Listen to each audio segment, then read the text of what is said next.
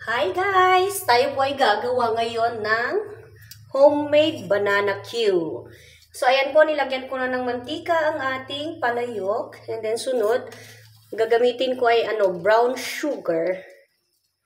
Brown sugar po ang ating ilalagay. Okay. Brown sugar. Ito po siya. So ayan. Lagay natin dyan. After that, lagay natin ang saging na saba. Saging na saba.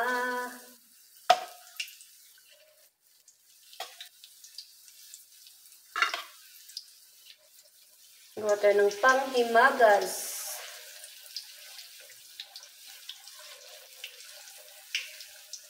Sa mga mahilig dyan ng banana Q, ganito po tayo magluto.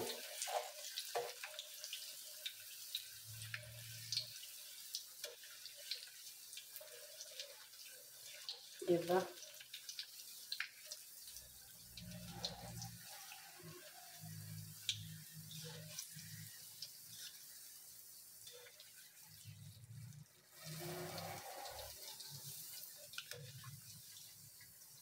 Bakit ako ano ng ano?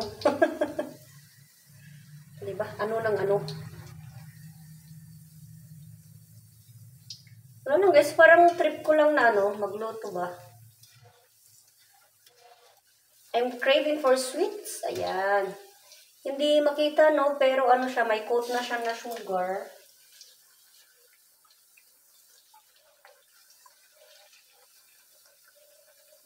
Ayan. Kunti lang kasi yung sugar niya kasi ayoko yung very sweet. Very sweet.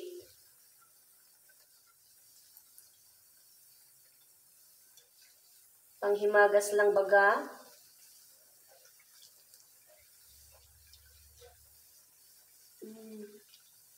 I-syrup natin siya. Uy, nandiyan na yata yung jusawa ko.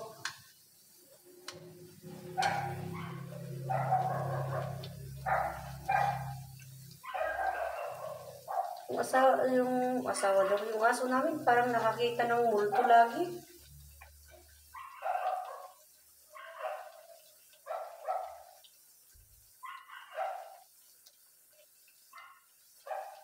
May coat po siya, marami siyang coat na sugar, pero sa video parang konti lang eh. Pero marami po ito guys. Marami na siyang sugar. Ayan. May coat na.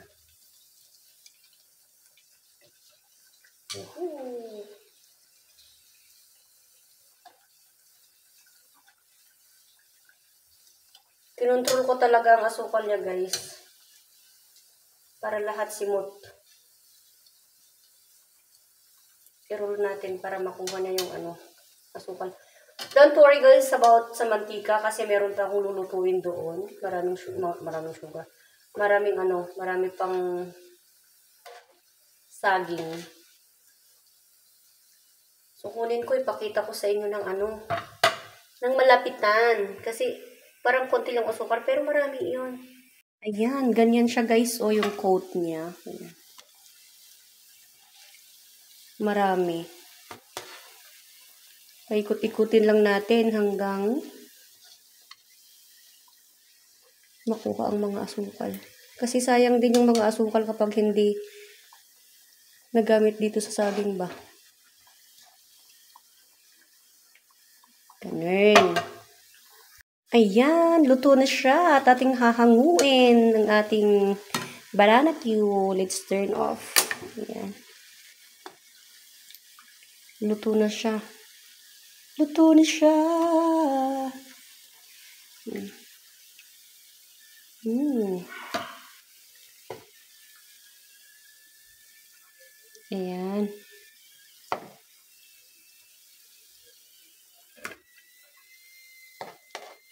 Ayan sayang yung asukal na natira Ano ba tong video ko na to eh?